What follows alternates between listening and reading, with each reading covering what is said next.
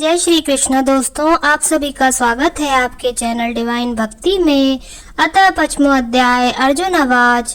हे कृष्ण, आप कर्मों के संन्यास की और फिर कर्मयोग की प्रशंसा करते हैं, इसलिए इन दोनों में से जो एक मेरे लिए भली भांति निश्चित कल्याणकारक साधन हो उसको कहिए। श्री भगवान बोले, कर्म संन्यास और कर्म योग ये दोनों ही परम कल्याण के करने वाले हैं, परंतु उन दोनों में भी कर्म संन्यास से कर्म योग साधन में सुगम होने से श्रेष्ठ है। हे अर्जुन, जो पुरुष न किसी से द्वेष करता है और न किसी की आकांक्षा करता है, वह कर्म योगी सदा सन्यासी ही समझने योग्य है, क्योंकि राग द्वेष आदि द्वंद्वों से रहित पुरुष सुख पूर्वक संसार बंधन से मुक्त हो जाता है। उपयुक्त संन्यास और कर्म योग को मूर्ख लोग पृथक पृथक फल देने वाला कहते हैं, ना कि पंडित जन, क्योंकि दोनों में से एक में भी सम्यक प्रकार से स्थित पुरुष दोनों के फल स्वरूप परमात्मा को प्राप्त होता है। ज्ञान योगियों द्वारा जो परम धाम प्राप्त किया जाता है, कर्म योगियों द्वारा भी वही प्राप्त किया जाता है। इसलिए जो पुरुष ज्ञान योग और कर्म योग को फल रूप में पर देखता है वही यथार्थ देखता है। परंतु हे अर्जुन, कर्म योग के बिना संन्यास अर्थात मन, इंद्रिय और शरीर द्वारा होने वाले संपूर्ण कर्मों में कर्तापन का त्याग प्राप्त होना कठिन है, और भगवत स्वरूप को मनन करने वाला कर्म योगी परम ब्रह्म परमात्मा को शीघ्र ही प्राप्त हो जाता है, जिसका मन अपने वश में है, जो जितेंद्रिय एवं विशुद्ध अंतःकरण वाला है, और संपूर्ण प्राणियों का आत्म रूप परमात्मा ही जिसका आत्मा है। ऐसा कर्म योगी कर्म करता हुआ भी लिप्त नहीं होता। तत्व को जानने वाला सांख्य योगी तो देखता हुआ, सुनता हुआ, स्पर्श करता हुआ, सूंघता हुआ, भोजन करता हुआ, गमन करता हुआ, सोता हुआ, श्वास लेता हुआ, बोलता हुआ, त्यागता हुआ, ग्रहण करता हुआ तथा आँखों को खोलता और मूंदता हुआ भी सब इंद्रियां अपने अपने अर्थों में बरत रही हैं। इस प्रकार समझकर निसंदेह ऐसा माने कि मैं कुछ भी नहीं करता हूँ। जो पुरुष सब कर्मों की परमात्मा में अर्पण करके और आसक्ति को त्याग कर कर्म करता है, वह पुरुष जल से कमल के पत्ते की भांति पाप से लिप्त नहीं होता। कर्म योगी ममत्व बुद्धि रहित केवल इंद्रिय, मन, बुद्धि और शरीर द्वारा भी आसक्ति को त्याग कर अंतःकरण की शुद्धि के लिए कर्म करते हैं। कर्म योगी कर्मों के फल का त्याग करके भगवत प्राप्ति रूप शांति को प्राप्त होता है, और सकाम पुरुष कामना की प्रेरणा से फल में आसक्त होकर बनता है।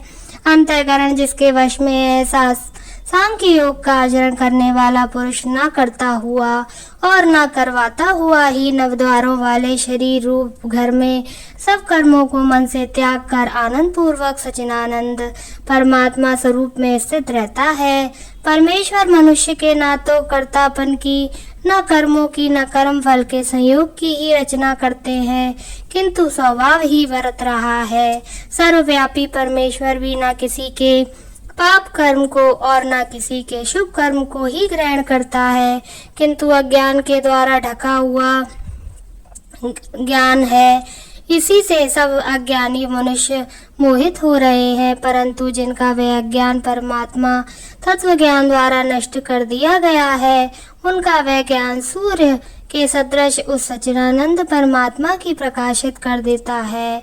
जिनका मन तद्रूप हो रहा है, जिनकी बुद्धि तद्रूप हो रही है, और सच्चिदानंद परमात्मा भी जिनकी निरंतर एकाकी भाव में से स्थिति है, ऐसे तत्व नारायण पुरुष ज्ञान के द्वारा पाप रहित होकर अपना परावृत्ति को अर्थात परम गति को प्राप्त होते हैं। वे ज्ञानी जन विद्या और विनय युक्त ब्राह्मण में तथा गौ, हाथी, कुत्ते और चांडाल में भी समदर्शी ही होते हैं। जिनका मन संभाव में स्थित है, उनके द्वारा इस जीवित अवस्था में भी संपूर्ण संसार जीत लिया गया है, क्योंकि सच्चिदानंदन परमात्मा निर्दोष और सम है। इसमें वह सच्चिदानंद परमात्मा में ही स्थित है। जो पुरुष प्रिय को प्राप्त होकर हर्षित नहीं होता और अप्रिय प्राप्त होकर उद्विग्न न हो, वह स्थिर बुद्धि संशय रहित ब्रह्म देवता पुरुष सच्चिदानंदन परमानंदन परमात्मा एकाकी भाव से नित्य स्थित है। 12 के विषयों में आसक्ति रहित अंतःकरण वाला साधक आत्मा में स्थित जो ध्यान जनित सात्विक आनंद है उसको प्राप्त होता है। तदंतर वह सच्चिदानंदन परम ब्रह्म परमात्मा के ध्यान रूप योग में अभिन्न भाव से स्थित पुरुष अक्षय आनंद को अनुभव करता है। जो ये इंद्रिय तथा विषयों के संयोग से उत्पन्न होने वाले सब भोग हैं, यद्यपि विषय पुरुषों को सुख रूप भासते हैं तो भी दुख के ही हेतु हैं और आदि अंत वाले अर्थात अनित्य हैं। इसलिए हे अर्जुन, बुद्धिमान विवेकी पुरुष उनमें नहीं रमता। जो साधक इस मनुष्य शरीर में शरीर का नाश होने से पहले पहले ही काम क्रोध से उत्पन्न होने वाले वेग को सहन करने में समर्थ हो जाता है, वही पुरुष योगी है और वही सुखी।